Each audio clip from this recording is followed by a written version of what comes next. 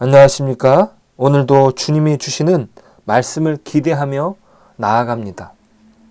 오늘 시편 4편은 저녁에 읽는 기도문이라 불리웁니다.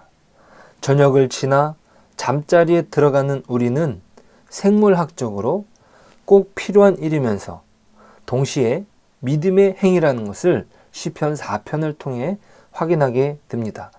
밤의 세계는 우리보다 큰 분을 체험하고 우리가 구하기 전에 먼저 응답하시는 하나님을 경험하는 곳입니다. 우리 자신을 내어 맡기는 믿음이 필요한 시간이 밤입니다. 그곳에서는 우리의 영혼이 주님 안에서 평안할 수 있습니다.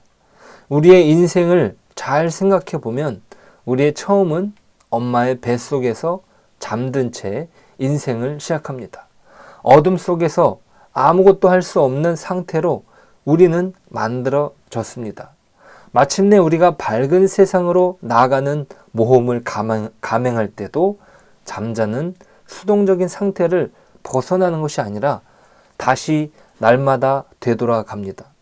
우리는 아주 어릴 때에는 깨어있는 시간보다 자는 시간이 더 많습니다. 또 우리 혼자서는 온전하게 자랄 힘도 없으므로 다른 사람이 우리를 키워줍니다. 자라면서 점점 깨어있는 시간이 길어지고 다른 사람이 대신 해주던 일을 스스로 할 수 있게 됩니다.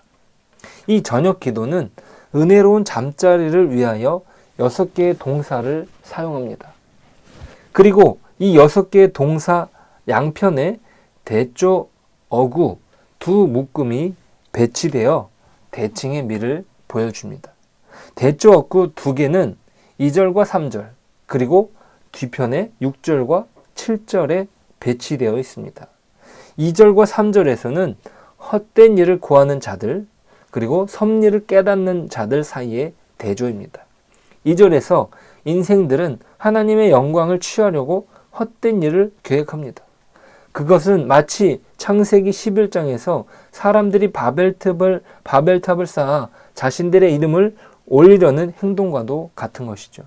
높은 곳에 탑을 쌓는 행위는 하나님을 대적하는 행위였습니다. 하나님의 이름이 아니라 자신들의 이름이 드러나길 원했던 것이죠. 자기 환상 속에서 헛된 일을 구하는 인생인 것입니다. 하지만 믿음의 사람은 인류의 역사 속에 일하시는 하나님을 발견합니다. 여호와께서 자기를 위하여 경건한 자를 택하셔서 일하신다는 사실이죠. 헛된 영광이 아니라 그분의 영광을 자신이 택하신 사람들을 통하여 드러내십니다. 그것이 섭리입니다. 그것을 깨닫는 것이죠. 이러한 대조를 통하여 우리는 허사에서 벗어나 은혜 속에 평안이 거하게 됩니다. 이 두 번째 대조는 6절과 7절에 나오는데 6절에서 자신이 소유하지 못한 것을 끊임없이 구하는 자들 그리고 7절에서 하나님이 이미 주신 것을 기억하고 그분의 임재 앞에 압도된 자들 사이의 대조입니다. 끊임없이 자신에게 없는 것을 소유하려는 구하려는 욕심은 잠을 방해하고 평안히 잠자리에 들지 못하게 만듭니다. 근심과 걱정은 자기가 없는 것을 잃어버릴 것에 대한 염려로 인한 것이죠. 하지만 하나님께서 베풀어 주신 것으로 만족하는 자에게 기쁨이 있습니다. 자, 그런 대조가 있고요. 그리고 기도의 핵심으로 들어가게 되는데 그것은 바로 6개의 동사가 서로 묶여 있습니다. 그것을 통해서 하나님이 우주를 다스리시고 또 하나님이 우리를 책임지신다라는 것을 믿는 그 믿음을 갖도록 합니다. 자, 첫 번째 동사는 바로 너희는 떨며라고 하는 동사입니다. 이것은 다른 뜻도 있는데요. 그것은 바로 분노하다라는 뜻이에요. 자, 세상은 잘못되어 있습니다. 하루 동안 일어난 일 가운데 최악의 일을 똑바로 바라보고 분을 내는 것이죠. 화를 내는 것은 당연합니다. 그러나 원칙이 있습니다. 범죄치 말지어다. 이게 두 번째 동사입니다. 우리의 분노는 잘못된 것을 바로잡을 복수를 계획하라는 실행 의제가 아닙니다. 이 세상의 잘못된 일들을 처리하는 것은 하나님의 몫입니다. 우리는 그 하나님의 일의 일부를 맡을 것이고 수행해야 할 과제를 아침에 받게 됩니다.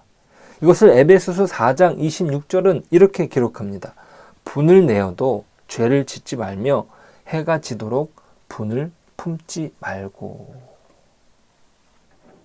자, 그리고 세 번째 동사는 자리에 누워 심중에 말하고입니다. 스스로에게 말하고 스스로에게 귀 기울이십시오. 낮 동안에 우리는 여러 목소리에 들려싸여 스스로에게 이방인이 되어 지냅니다. 일과 시간 동안 이럭저럭 무리 없이 사용했던 허상 속의 당신을 떠나 하나님이 창조하신 존재, 자기 자신과 서로 다시 사귀는 시간을 갖습니다. 그리고 네 번째 동사, 잠잠할지어다. 더 이상 말을 할 필요가 없습니다. 아무 설명도 자랑도 변명도 필요치 않습니다.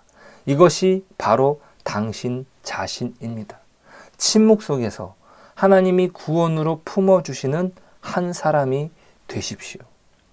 다섯 번째 동사, 의의 제사를 드리고.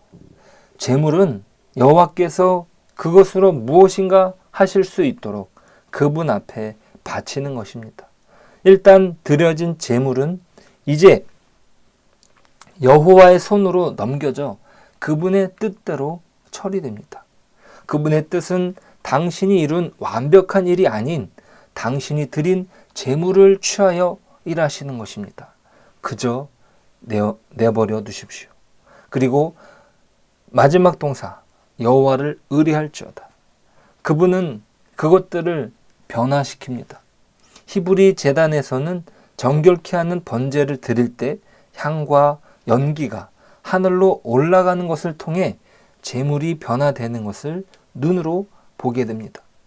기독교 성찬에서 우리는 떡과 포도주를 드리고 그것을 그리스도의 살과 피로 되돌려 받습니다. 이 변화는 용서와 정화를 의미합니다. 즉, 우리가 죄악된 삶을 하늘로 올려드리면 거룩한 삶을 다시 되돌려 받습니다. 오늘 우리가 주님께 맡겨드릴 우리의 인생은 무엇입니까? 하나님께서 속되다고 말씀하신 성읍에서의 일상입니다.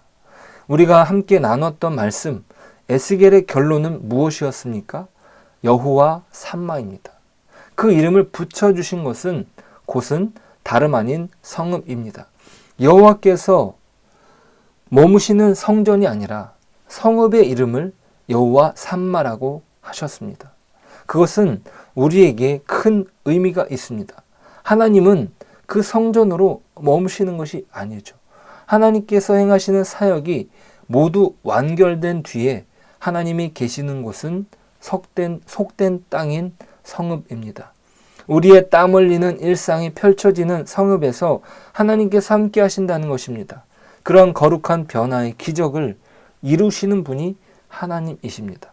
오늘 우리가 하나님께 우리 자신을 맡겨드리며 하나님께서 거룩하게 하시는 그분의 손길을 경험하는 저와 여러분 되시길 축복합니다. 기도하겠습니다. 하나님, 감사합니다. 오늘 하루도 주님의 손에 우리 자신을 맡겨드리며 나아가도록 인도하여 주옵소서.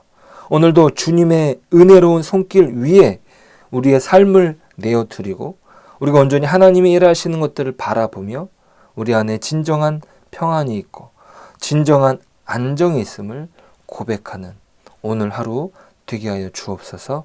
예수님의 이름으로 기도드립니다. 아멘.